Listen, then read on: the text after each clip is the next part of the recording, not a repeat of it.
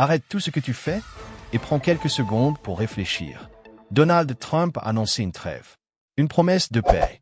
Un moment qui, en apparence, devait calmer les tensions et redonner espoir au monde entier.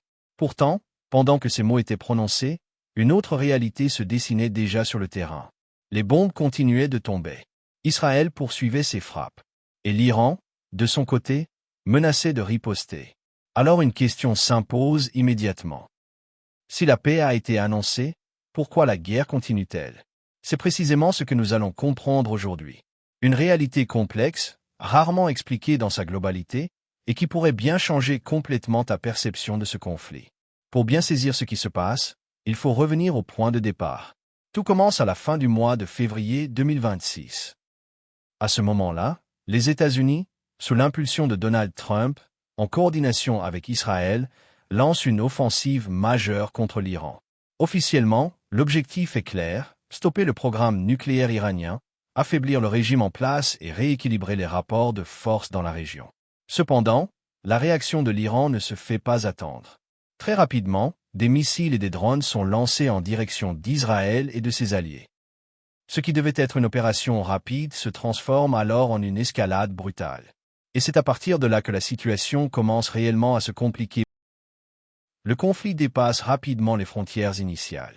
Les échanges de frappes s'intensifient, les tensions s'étendent au Liban, au Golfe et même aux routes stratégiques du pétrole. Le détroit d'Ormuz, point crucial pour l'économie mondiale, devient une zone à haut risque. Progressivement, ce qui semblait être un affrontement ciblé prend une dimension beaucoup plus large. Le monde entier commence à ressentir les effets de cette instabilité. Mais au-delà des explosions et des frappes, une autre réalité apparaît. Cette guerre n'est pas seulement militaire. Elle est aussi stratégique, politique et symbolique. À ce stade, une question essentielle se pose. Quel était réellement le plan initial? Officiellement, il s'agissait d'une opération rapide, presque chirurgicale. Une intervention destinée à produire des effets immédiats, voire un changement de régime en Iran. Pourtant, la réalité sur le terrain raconte une toute autre histoire. Malgré les frappes répétées et la pression internationale, le régime iranien reste en place. Le programme nucléaire, lui, n'est pas totalement neutralisé. Quant à l'influence régionale de l'Iran, elle demeure significative. Autrement dit, les objectifs annoncés ne sont pas pleinement atteints. Cette situation pousse alors de nombreux observateurs à s'interroger. Cette guerre était-elle réellement maîtrisée dès le départ, ou a-t-elle progressivement échappé à tout contrôle? C'est dans ce contexte tendu qu'intervient un tournant majeur. Donald Trump annonce un cessez-le-feu. Une pause de 2 semaines, présentée comme une opportunité pour ouvrir la voie à des négociations, potentiellement à une désescalade durable. Sur le papier, tout semble indiquer un retour progressif à la paix. Cependant, la réalité est bien différente.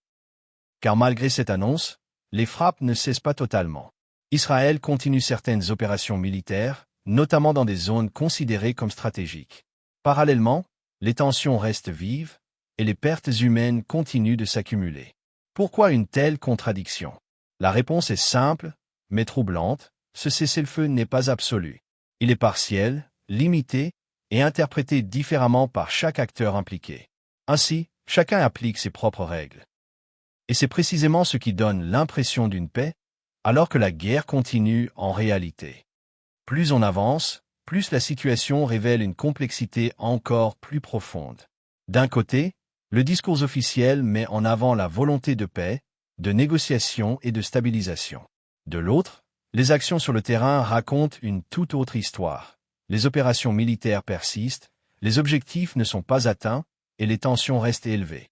Cette dualité donne naissance à ce que certains appellent un double jeu.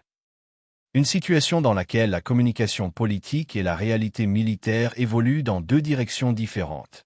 Et ce n'est pas tout. Même au sein des États-Unis, des voix s'élèvent pour critiquer cette stratégie jugée floue, voire incohérente.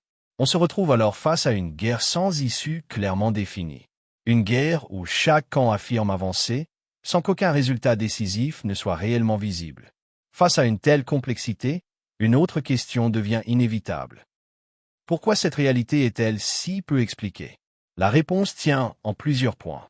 D'abord, parce que la situation est extrêmement complexe et difficile à résumer. Ensuite, parce qu'il s'agit d'un enjeu stratégique majeur, où chaque mot compte. Enfin, et surtout, parce que chacun contrôle sa propre narration. Les gouvernements parlent de victoire. Les médias évoquent des avancées diplomatiques. Mais sur le terrain, ce sont les faits qui dominent. Et ces faits montrent une réalité bien plus nuancée, voire contradictoire. Les conséquences de ce conflit dépassent largement la région concernée.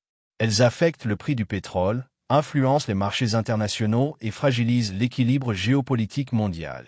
Chaque nouvelle tension peut avoir des répercussions immédiates à l'échelle globale. Et ce qui inquiète le plus, c'est la possibilité d'une escalade encore plus importante.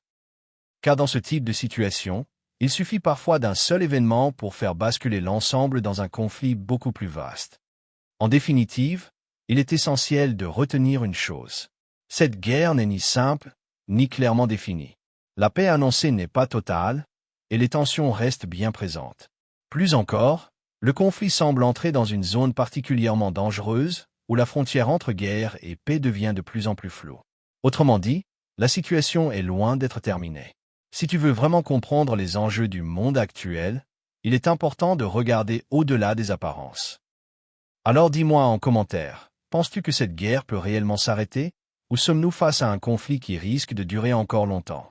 Et surtout, n'oublie pas de t'abonner pour ne rien manquer des prochaines analyses.